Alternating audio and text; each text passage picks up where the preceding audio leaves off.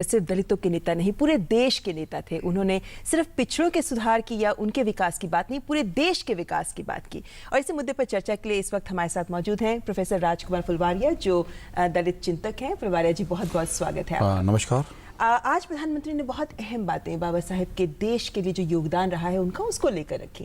लेकिन एक सवाल जो मैं आपसे जानना चाहूंगी, क्योंकि एक आम भारतीय जब याद करता है बाबा साहेब को, तो वो इस तरीके से याद करता है कि हाँ, वो संविधान के निर्माता थे या वो दलितों के नेता थे। ऐसा क्यों है कि आज़ादी के इतने दशक बाद आज प्रधानमंत्री को इस बात का आह्वान करना पड़ रहा है कि बाबा साहेब को सही मायनों में जो उनका योगदान है उसके लिए याद किया जाए? ममता जी, आपने ठीक प्रश्न उठाया है कि वो क्या कारण है कि आज आज़ादी के 1956 के बाद लगभग 60 वर्ष उनकी मृत्यु के होने के पश्चात ये प्रश्न उठाया जा रहा है। दुर्भाग्य से इस देश में उनके मृत्यु के उपरांत उनके राजनीतिक नाम को लेकर तो बहुत संघर्ष हुआ है, लेकिन उनकी स्मृतियों को सजोने का काम, उनकी स्मृतियों को प्रेरणा स्तर बनाने का काम किसी सरकार ने चिंता नहीं की है।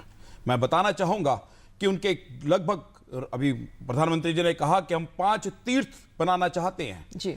5 तीर्थ कौन? जहां उनका जन्म हुआ, जन्मस्थली महू, जहां उन्होंने अंतिम सांस ली, परिनिर्वाण स्थल 26 अलीपुर रोड जिसका आज उन्होंने शिलान्यास किया, चैत्य भूमि जहां उनका संस्कार हुआ, दीक्षा भूमि नागपुर में जहां उन्होंने बौद्ध धर्म की दीक्षा ली, और उसके पश्चात लंदन जहां पर उन्होंने वहां जाकर शिक्षा ग्रहण की। उन सभी स्थानों को, ये स्थान केवल स्थान नहीं है, ये प्रेरणा स्रोत है, ये तीर्थ है दलित समाज के लिए। और मेरा ये मानना है कि वो दलित समाज के लिए, हिंदुस्तान के प्रत्येक व्यक्ति के लिए प्रेरणा स्रोत हो सकते हैं और होने भी चाहिए। लेकिन दुर्भाग्य से पिछले 60 वर्षों में इस देश के जो भी राजनीतिक नेतृत्व रहा है, उन्होंने बाबा साहब अंबेडकर को एक हाशिए पे रखा। मैं आपको यह भी याद दिलाना चाहता हूं कि बाबा साहब अंबेडकर का जब भारत रत्न दिया गया, तब उस समय कांग्रेस से सरकार नहीं थी।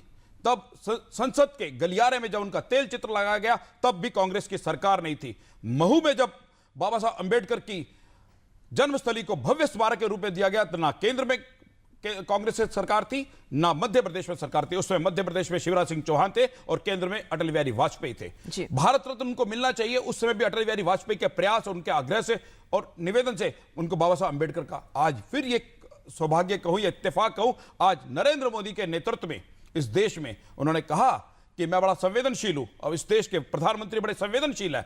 जब लंदन के अंदर वो जो 2 वर्ष उन्होंने बिताए, उस भवन की जब नीलामी की बात हुई, तो महाराष्ट्र सरकार, देवेंद्र फडणवीस ने वो जाकर भवन खरीदा और भारत सरकार को, भारत को उन्होंने समर्पित किया। ये एक सोच का विषय है। इसी के साथ साथ 26 अलीपुर रोड, जो एक जहां उन्होंने अपने जीवन के अंतिम 4 वर्ष बिताए, वो किसी राजा की दी हुई जमीन थी। बाद में उनके देहांत के उपरांत उस जमीन की नीलामी हुई, उस पर भव्य स्मारक बनना था और भव्य बिल्डिंग बननी थी।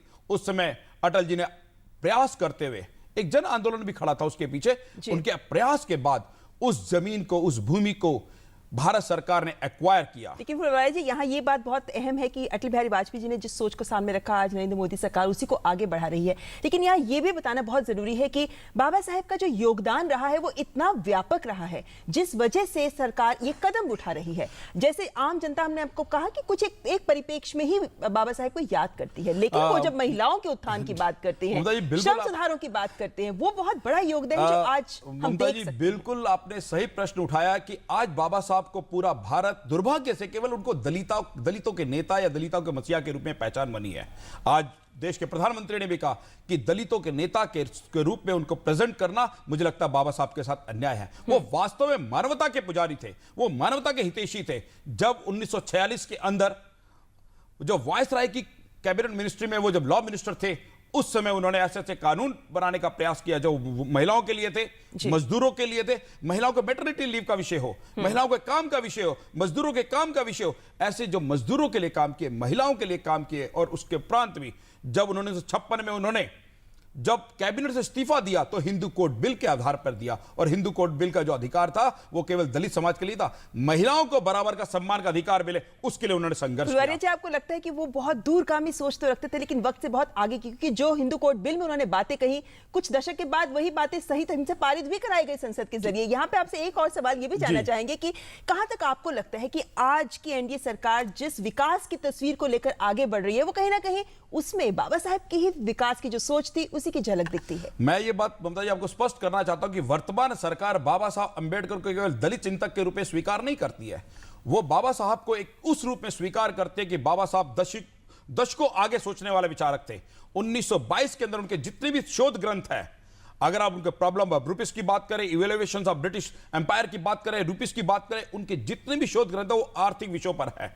आज भारत में रिजर्व बैंक की जो गठन हुआ है, भारत में योजना आयोग का गठन हुआ है, चाहे स्मॉल होल्डिंग का इश्यू हो, उन सारे इश्यू पे अगर हम देखेंगे तो बाबा साहब अंबेडकर ने आज से लगभग 100 साल पहले भारत देश के अंदर उद्योगीकरण होना चाहिए, क्योंकि इस देश के अंदर कृषि पर बोझ अधिक है, वो बोझ कम हो और वहां पर देश उद्योगीकरण की तरफ जाना चाहिए। ये विचार आज से 100 वर्ष पूर्व दिया। आज नरेंद्र मोदी जी भी, इस देश के प्रधानमंत्री जी का भी कहना है कि देश को उद्योगीकरण की तरफ बढ़ना चाहिए। केवल और केवल कृषि के आधार पर हम नहीं खड़े हो सकते हैं। इसके साथ साथ अगर मैं उस समय की घटनाओं का जिक्र करूं, जो आपने कहा कि उनका जो सोच था, व्यापक सोच था, आज देश को नदियों को जोड़ने की बात की जा रही है वर्तमान सरकार में। यह नदियों को जोड़ने का विषय बाबा साहब अंबेडकर के शोध का विषय था। पानी के विषय पर जो योजनाएं बताई वो बाबा साहब अंबेडकर की योजना। मुझे लगता है कि बाबा साहब अंबेडकर तो एक भविष्य वक्ता थे, इस देश के केवल संविधान के आर्किटेक्ट नहीं थे, उस देश के आर्किटेक्ट थे। प्रधानमंत्री ने कहा कि जल प्रबंधन अगर उनकी सोच के हिसाब से होता तो 6 दशक पहले ही शायद वो तस्वीर सामने आ चुकी होती। ये कहना सही होगा कि अगर आज हमारे पूरे गांवों में रोशनी पहुंच रही है या हमारे खेत खलियान हरे भरे हैं, आपको लगता है कि इसके पीछे कहीं ना कहीं बाबा साहब की सोच काम करती है? क्योंकि उन्होंने उस वक्त ग्रिड सिस्टम सोचे, उन्होंने उस वक्त पावर बोर्ड बनाया, उस वक्त जो कदम उठाए, आज उसी पर हमारी अर्थव्यवस्था खड़ी है। निश्चित तौर पे जो आपने विषय उठाया, क्या चाहे वो वाटर मैनेजमेंट का विषय हो, चाहे इलेक्ट्रिसिटी विषय हो, बाबा साहब अंबेडकर ने 100 वर्ष पहले अपने शोध ग्रंथों में इस बातों को जिक्र किया है, उस पर अपने शोध ग्रंथ लिखे हैं। लेकिन इन 60 सालों में बाबा साहब के शोध ग्रंथों पर अगर कोई सरकार चिंतन करती, अध्ययन करती, मनन करती, तो मुझे लगता है आज देश कहीं का कहीं पहुंच चुका होता। इस देश का वंचित और दलित समाज भी मुझे लगता है आज उस स्तर पे नहीं होता जहां आज जीवन व्यापक कर रहा है। इसलिए बाबा साहब का जो जीवन है वो बड़ा व्यापक जीवन था। उनकी सोच आने वाले 100 वर्षों से अधिक थी। आज भी उनकी जो सोच के बराबर कोई नेता नहीं है। इसलिए वर्तमान प्रधानमंत्री नरेंद्र मोदी ये कहते हैं कि इस देश को अगर बढ़ना है तो बाबा साहब अंबेडकर की सोच के आधार पर अपने को बढ़ना होगा। इसलिए चाहे वाटर मैनेजमेंट का विषय हो, इलेक्ट्रिसिटी का विषय हो, चाहे ग्रिड का विषय हो, चाहे स्मॉल होल्डिंग का इशू हो, उन सभी विषयों पर, और चाहे उद्योगीकरण का विषय हो, उन्होंने कहा है कि इस देश को अगर आगे बढ़ना है तो बाबा साहब अंबेडकर की सोच के आधार पर बढ़ाना होगा। जी फुलवारी जी, यहाँ पे एक बात ये भी जानना चाहेंगे आपसे, क्योंकि जैसा कि हम जानते हैं कि उन्होंने हर वर्ग के विकास की बात की है, लेकिन कहीं ना कहीं उन्हें एक पिछड़े वर्ग तक ही सीमित किया गया उनकी सोच को। आपको क्या लगता है कि जब हम ये समाज के आज के दौर की बात करते हैं, कहां तक आज हमारे समाज को उनके मार्गदर्शन की जरूरत है, खासकर क्रियान्वयन करने की जरूरत है, ताकि जो समानता के अधिकार की हम बात करते हैं वो सबको मिले? मुझे आज भी हमारे भी साथ में कितने ऐसे जानकार लोग हैं जो दलित वर्ग से हैं, लेकिन वो कहते हैं कि हम आज जो हैं वो इस वजह से कि कल बाबा साहेब थे। निश्चित तौर पे आज दलित समाज उनका ऋणी है कि आज वह खुलकर सांस ले रहे हैं, खुलकर जी रहे हैं, या कुछ मुकामों को हासिल किया तो उनके पीछे बाबा साहब अंबेडकर का बहुत बड़ा योगदान है। ऐसे बहुत सारे दलित, चाहे वो औद्योगिक क्षेत्र में हो, चाहे वो शैक्षिक क्षेत्र में हो, चाहे वो शोध के क्षेत्र में हो, उनका मानना है कि आज आप जहां खड़े हैं वो बाबा साहब की देन है। लेकिन दुर्भाग्य से जो आपने फिर प्रश्न उठाया कि क्या कारण है कि बाबा साहब अंबेडकर केवल दलितों का और वंचितों का नेता बना के रखा है, मैं इस बात के लिए हम भी चिंतित हैं कि वो केवल दलित और वंचितों के नेता नहीं थे, वो संपूर्ण भारत के नेता थे। जैसा अभी नरेंद्र मोदी जी ने भी कहा कि वो महामानव थे और अंतर्राष्ट्रीय स्तर पे, जिस पर हम मार्टिन लूथर किंग की गणना करते हैं अंतर्राष्ट्रीय स्तर के नेतृत्व में, बाबा साहब अंबेडकर भी इसका ताजा उदाहरण है।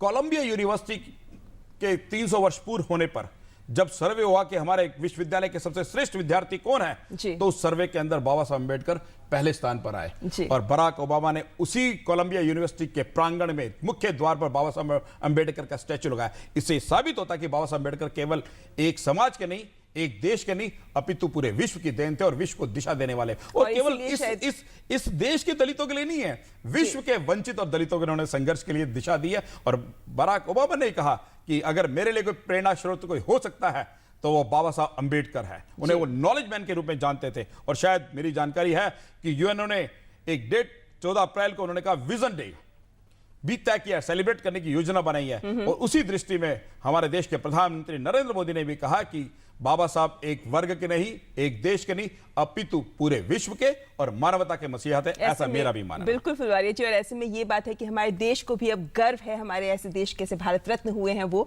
कि उस पर गर्व होने के साथ साथ अब हमारे देश को उनको आगे एक विश्व मानव के तौर पर उस शख्सियत को पहचानना और आगे लेकर जाना है। लेकिन एक बात और मैं कहना चाहूंगा कि बड़ा देश का दुर्भाग्य है कि इस देश में जब कभी भी आरक्षण की बात आती है तो बाबा साहब का नाम जुड़ता है। ये भी एक दुर्भाग्य है। लेकिन बाबा साहब के जो सोच और दर्शन, चाहे वो महिलाओं के अधिकारों का विषय हो, चाहे औद्योगिकरण का विषय हो, चाहे वो ग्रिड पावर्स की प्लानिंग का विषय हो, चाहे योजना आयोग का विषय हो, चाहे वो आरबीआई की योजना का विषय हो, उन विषयों तक, इवन महिलाओं के अधिकारों के, एक टीवी चैनल डिबेट्स में मैं जब गया और मैंने बताया कि महिलाओं के अधिकारों के लिए उन्होंने अपना त्याग पत्र दिया, तो मुझे एक छात्रा ने कहा कि बाबा साहब ने महिलाओं के अधिकारों के लिए त्याग पत्र दिया, ये हमको जानकारी नहीं है। यानी ऐसी बहुत सी बातें हैं उनके जीवन से जुड़ी हुई जिन्हें हमें सही मायनों में समझना जरूरी है, और शायद आज के दौर में उनको क्रियान्वयन करना भी जरूरी है, ताकि हमारा देश विकास की ओर जो अग्रसर है उन उद्देश्यों को भी हासिल कर सके। बहुत बहुत शुक्रिया फुलवारा जी हमारे साथ जुड़ने के लिए और इस अहम मुद्दे पर चर्चा करने के लिए। शुक्रिया, धन्यवाद।